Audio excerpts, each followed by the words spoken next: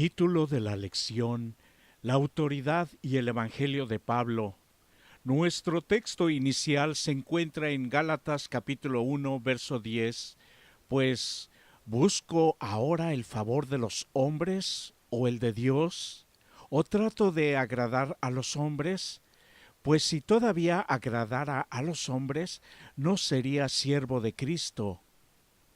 Los alumnos de una universidad construyeron un centro en su campus donde todos, independientemente de su raza, género, estatus social o creencia religiosa, serían bienvenidos.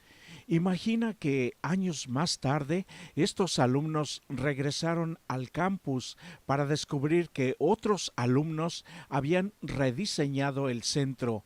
En vez de un gran salón diseñado para aportar un sentido de unidad para todos allí, aquel se subdividió en muchos cuartos más pequeños con restricciones de acceso basadas en raza, el género, etc. Los alumnos responsables del rediseño podrían haber argumentado que su autoridad para hacer estos cambios venía de prácticas establecidas mucho tiempo atrás. Esto se asemeja a la situación que Pablo enfrentó cuando escribió su carta a las iglesias de Galacia. Su plan de que los gentiles pudieran unirse por la fe solamente se vio desafiado por falsos maestros que insistían en que los gentiles también debían circuncidarse antes de poder ser miembros. Pablo vio que esta postura era un ataque a la esencia misma del Evangelio. Por eso tuvo que responder de la manera que lo hizo. Esta respuesta es la carta a los Gálatas. Cuando Pablo les escribió a los Gálatas, no estaba intentando producir una obra maestra literaria, más bien, bajo la dirección del Espíritu Santo, Pablo estaba abordando situaciones específicas que tenían que ver con él y los creyentes de Galacia.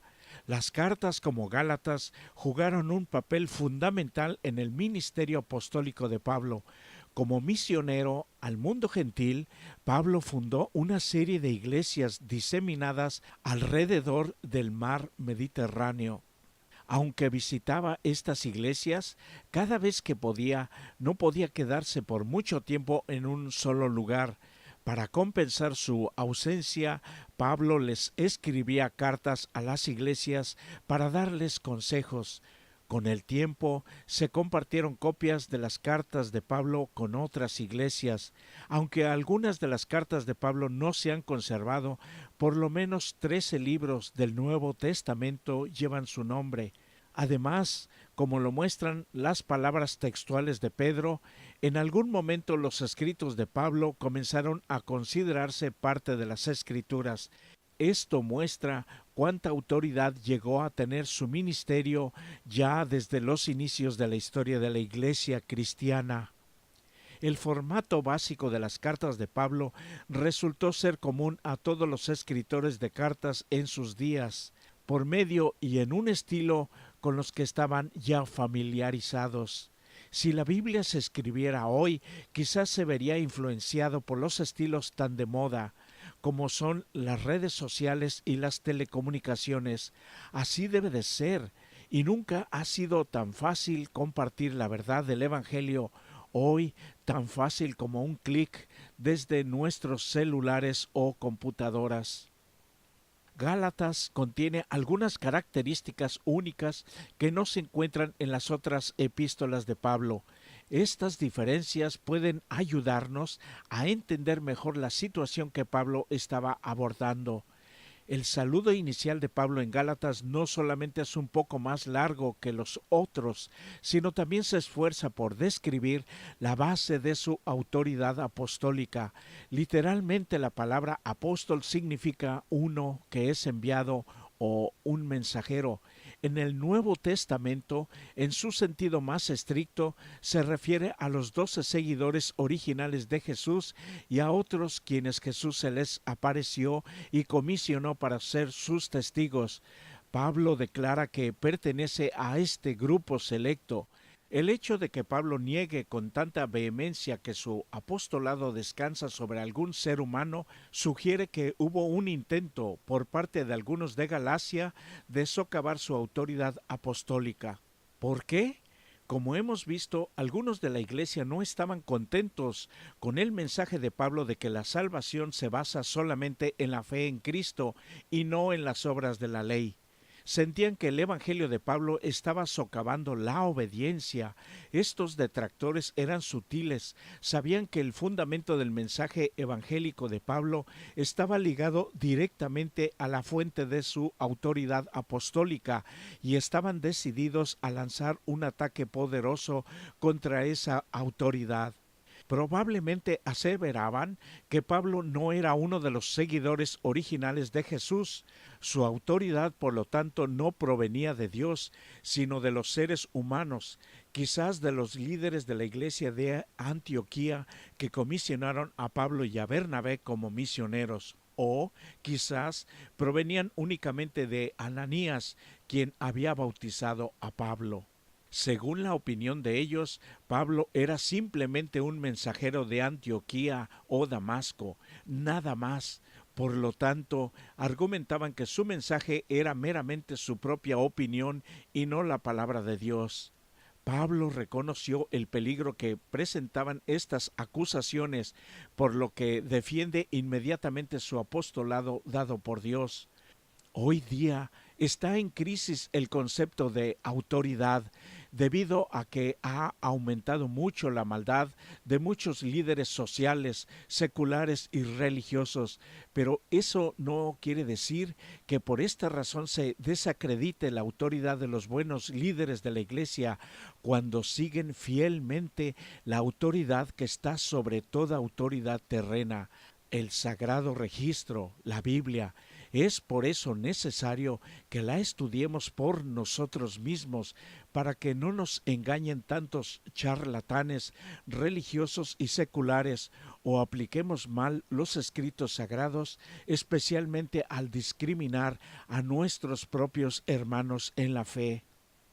Una de las características únicas de las cartas de Pablo es el modo en el que relaciona las palabras gracia y paz en sus saludos, palabras usadas en esa época y combinación del griego y hebreo. Estas palabras básicamente describen su mensaje evangélico. De hecho, Pablo utiliza estas dos palabras más que cualquier otro autor en el Nuevo Testamento. La gracia y la paz no provienen de Pablo, sino de Dios el Padre y del Señor Jesucristo. Aunque Pablo tiene poco espacio en su saludo inicial para desarrollar la naturaleza del Evangelio, describe magistralmente la esencia del Evangelio en solamente unos pocos versículos. Según Pablo, no es nuestra conformidad a la ley el punto que pregonaban los oponentes de Pablo. Al contrario, el Evangelio descansa plenamente en lo que Cristo logró por nosotros por medio de su muerte en la cruz y en su resurrección de entre los muertos. La muerte y la resurrección de Cristo hicieron algo que nunca podríamos hacer por nosotros mismos. Rompieron el poder del pecado y de la muerte, liberando a sus seguidores del poder del mal que sujeta a tantos en el temor y la esclavitud. Cuando Pablo reflexiona en las maravillosas nuevas de la gracia y la paz que Dios creó para nosotros en Cristo, entra en una doxología espontánea que aparece en el versículo 5. El Evangelio, la buena noticia, es para mí la más grande revelación de un Padre y Dios amoroso, buscando mi salvación a través del increíble pago por mi vida, a través del sacrificio perfecto de la muerte de su único Hijo Jesucristo, venciendo así el poder del pecado que me asedia ahora, pero que será destruido pronto. Y además, por su resurrección, garantiza la destrucción de la muerte en un futuro para vivir una vida eterna y feliz con Él, como fue su propósito original el día que me creó. Aunque Pablo abordaba toda clase de desafíos y problemas locales en sus cartas a las iglesias, tenía por costumbre, después del saludo inicial, incluir una palabra de oración o acción de gracias a Dios por la fe de sus lectores. Sin embargo, la situación de Galacia es tan dolorosa que Pablo omite completamente la acción de gracias y va directamente al grano, al punto. Pablo no refrena ninguna palabra en su acusación contra los Gálatas. En pocas palabras, los acusa de traicionar a su llamado como cristianos. De hecho, la palabra alejarse que aparece en el versículo 6 a menudo se utilizaba para describir a los soldados que abandonaban su lealtad con su país y desertaban del ejército. Hablando espiritualmente, Pablo está diciendo que los Gálatas eran desertores que estaban dándole la espalda a Dios. ¿De qué manera estaban abandonando a Dios los Gálatas? Al volverse hacia el evangelio corrompido, contaminado por los falsos maestros, como si hubiera otro evangelio diferente. Pablo está tan molesto por esta distorsión del evangelio que desea que todo aquel que predica un evangelio diferente caiga bajo la maldición de Dios. Pablo es tan enfático acerca de este punto que básicamente lo dice 2 veces. Existe hoy una tendencia, incluso en nuestras iglesias y en algunos lugares, de enfatizar la experiencia sobre la doctrina. Lo que importa más, se nos dice, es nuestra experiencia. No podemos disfrutar de una verdadera libertad con Dios haciendo a un lado sus normas de amor por nuestro propio beneficio.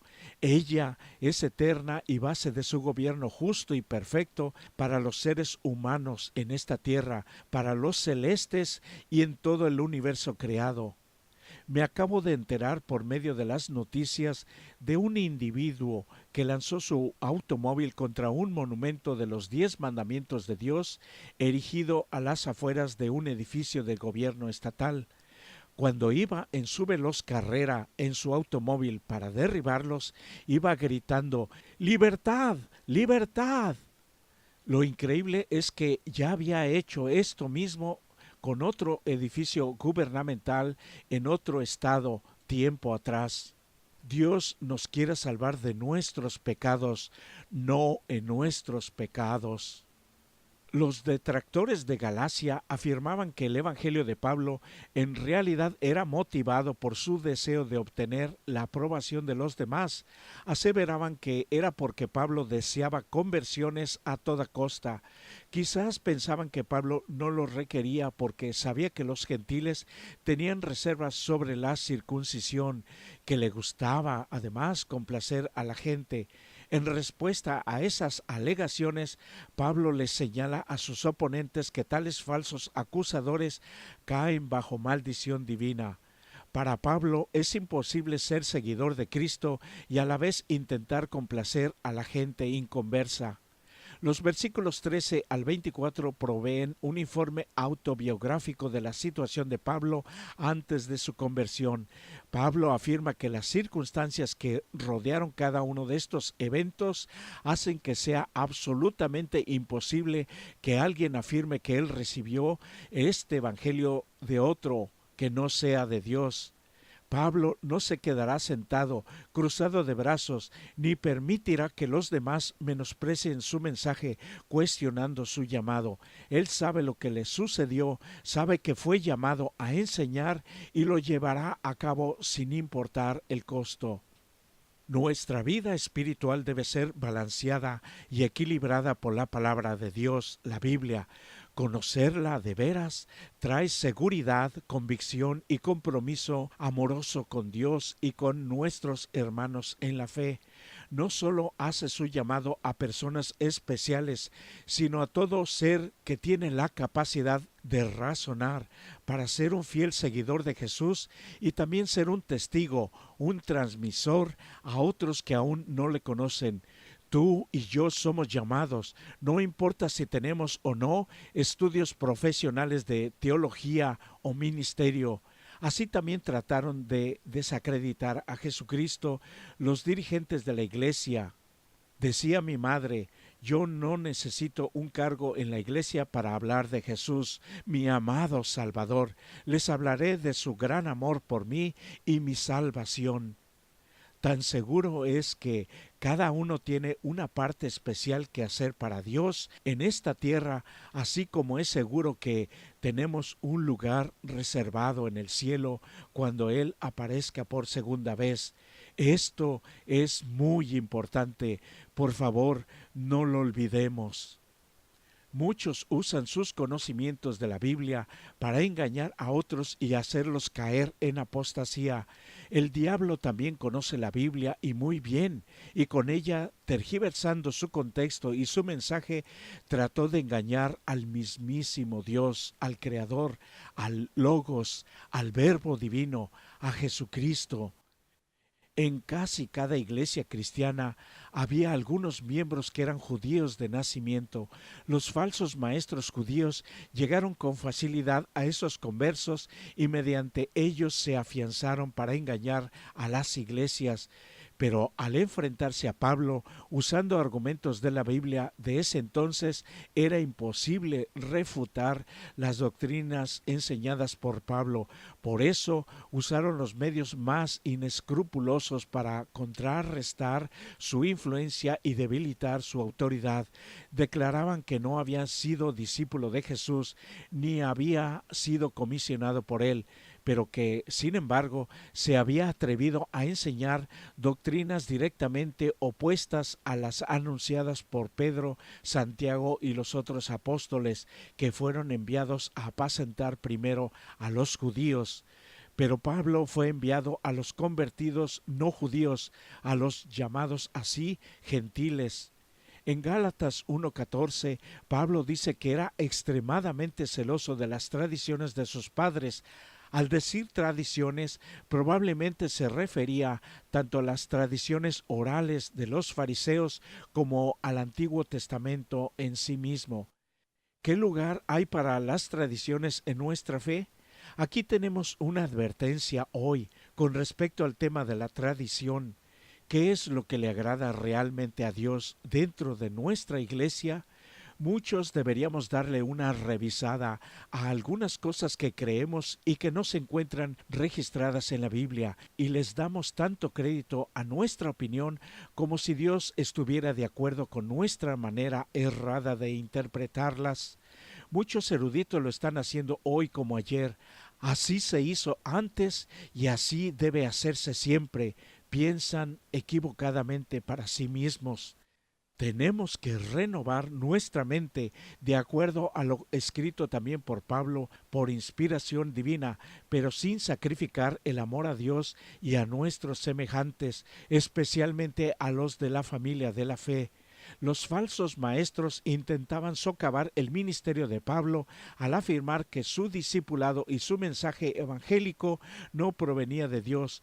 Pablo confronta ambas acusaciones. Además, valientemente declara que hay un solo medio de salvación, y este medio es nuestro querido Salvador Jesús. Lo mismo es para hoy. Por eso es un nuevo día de oportunidad para acercarnos más a Jesús y que renueve nuestra experiencia con Él a la altura de sus reales deseos divinos y actuar de acuerdo también al tiempo tan avanzado que nos ha tocado vivir. Somos realmente privilegiados. Que Jesús te bendiga. Les invitamos a escuchar el siguiente canto.